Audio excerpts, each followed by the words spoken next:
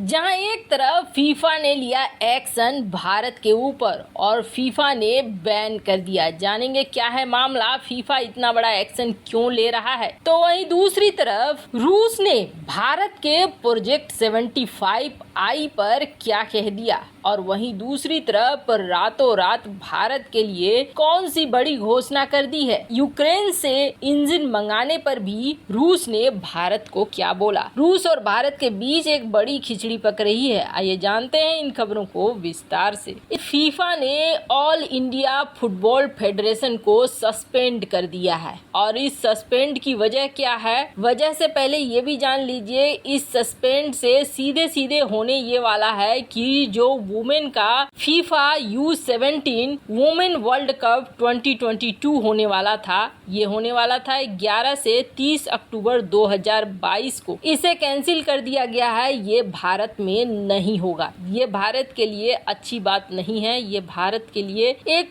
बहुत ही बुरी खबर है क्योंकि इससे अंतर्राष्ट्रीय स्तर पर एक बड़ा ही गलत मैसेज जाएगा। लेकिन फीफा ने इतना बड़ा कदम क्यों उठाया है, तो आपको बता दें फीफा ने पहले भी इस बात को कहा है। फीफा ने अपने रूल्स रेगुलेशन में कुछ चेंजेस किए हैं और इस चेंजेस के बल पर AIFF को बार बार कहा गया कि आप अपने चुनाव कराओ, इसे फिर से रीबिल्ड करो। जो ऑर्गेनाइजेशन है आपकी ऑल इंडिया फुटबॉल फेडरेशन, इसके अधिकारियों का फिर से चुनाव करो और निष्पक्ष तरीके से यहाँ पर अधिकारी बैठे। ये संगठन अब जो नए रूल्स बने हैं फीफा के, उसके अनुसार बने। और AIFF ने ये भी कहा था कि हाँ, हम उस पर काम कर रहे हैं और जल्द ही सॉल्यूशन निकाल लिया जाएगा। लेकिन ऐसा लगता है जैसे कि फीफा भी बहुत हड़बड़ी के मूड में है या फिर AIFF बहुत धीरे धीरे चल रहा है, जिसकी वजह से ये मामला सॉर्ट आउट नहीं हुआ है। जिसके बाद फीफा ग्रुप ने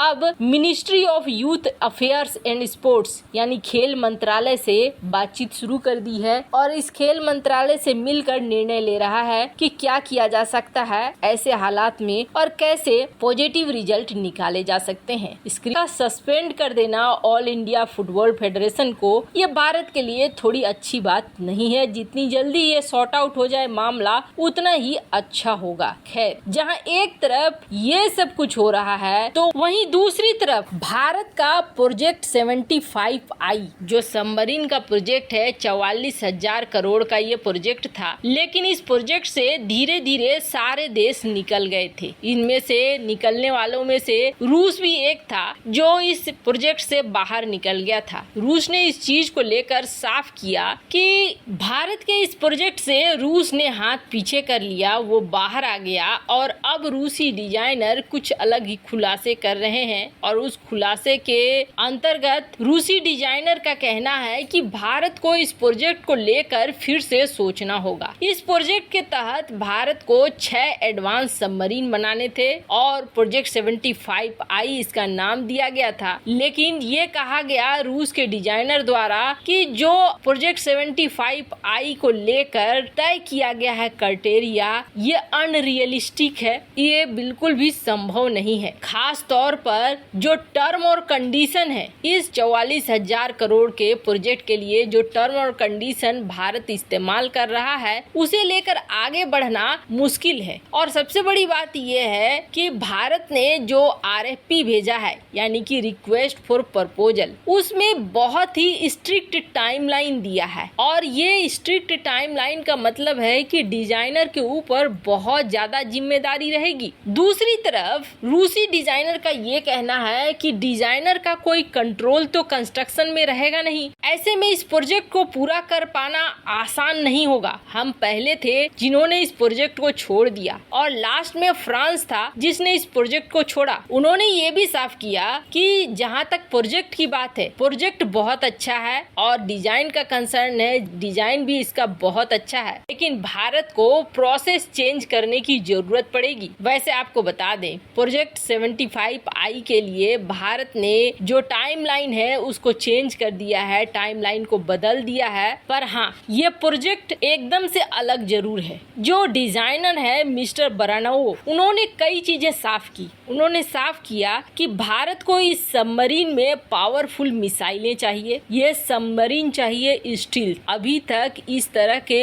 सबमरीन की डिजाइन किसी और नेवी में नहीं आई है। ये बिल्कुल समझ लीजिए कि एक नया सबमरीन होगा, लेकिन इसके साथ साथ जो भारत ने क्लाउज लगा के रखा हुआ है कि एक तो ट्रांसफर ऑफ टेक्नोलॉजी कर दो, दूसरा कंस्ट्रक्शन होगा तो वो भारत में ही होगा, और तीसरा अगर टाइमलाइन नहीं मिला तो पेनल्टीज जो होंगे वो बहुत हाई होंगे। इसकी वजह से ही यहाँ पर छोड़ कर भाग रहे हैं देश और इस प्रोजेक्ट में हिस्सा नहीं ले पा रहे हैं। जब हम देख रहे हैं कि ये एक नए तरह का सबमरीन होगा, इस क्लास का पहला सबमरीन होगा, तो उसको किसी टाइमलाइन के अंदर पूरा करना आसान नहीं होगा, क्योंकि जब आप बनाते हैं तो कई तरह की समस्याएं आती हैं, कई नई चीजें आती हैं, और उसे लेकर तुरंत से निर्णय ले पाना या तुरंत उन समस्याओं को हल कर पाना आसान नहीं होता है। खैर, जहां प्रोजेक्ट 75I के लिए रूस के इस डिजाइनर का ये कहना है, तो वहीं दूसरी तरफ रूस ने भारत को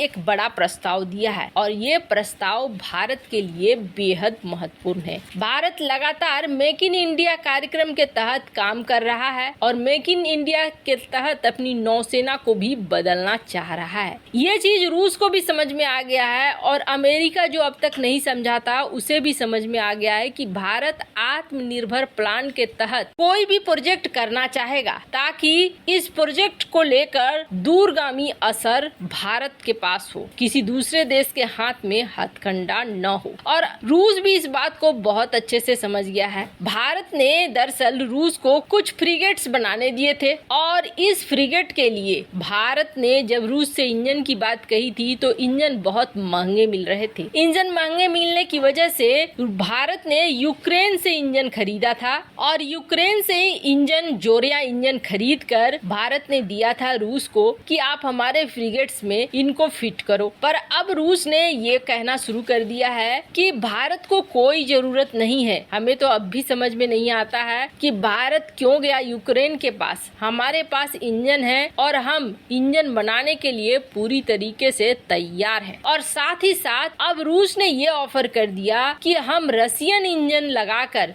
2 स्टील्थ फ्रिगेट बनाएंगे, और वो भी आपके आत्मनिर्भर प्लान के तहत बनाएंगे, आपके गोवा के शिपयार्ड में बनाएंगे। मेक इन इंडिया कार्यक्रम के तहत हम ये सब कुछ करेंगे। और ये कहा किसने? ये डायरेक्टर जनरल है यूनाइटेड शिप बिल्डिंग कॉर्पोरेशन रसिया के, एलेक्सी रखमनोव। इन्होंने इस बात को कहा कि हम भारत के शिपयार्ड में मेक इन इंडिया के तहत काम को आगे बढ़ाना चाहते हैं, और ये भारत के लिए काफी हद तक एक अच्छी खबर है। वैसे इन सब मामले में आपकी क्या राय है? कमेंट कर जरूर बताएं। जल्द मिलते हैं अगले वीडियो में नई खबर के साथ।